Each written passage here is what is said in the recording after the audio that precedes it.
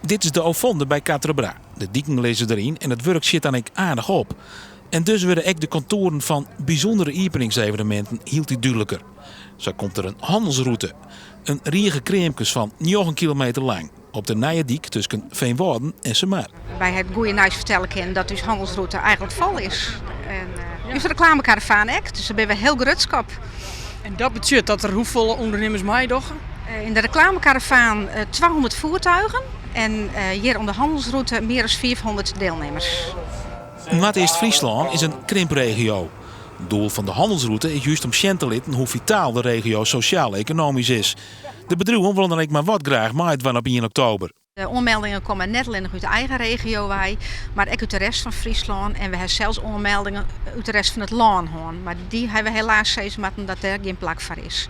Onmeldingen uit de rest van Friesland komen eerst op reservelisten staan. Dus mochten er nog plakjes oorwezen, maar die kans is liets, dan kunnen we die ook nog talitten.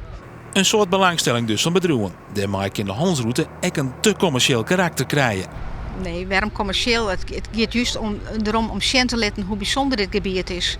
En ja, het is geen handel in de zin van dat ze daar hun producten al hier letterlijk verkopen. Als zullen die er wel bij zitten. Maar het is juist om zien te laten wat deze prachtige regio aan ondernemers te bieden heeft. De openingsevenementen staan kreeg in de stijgers.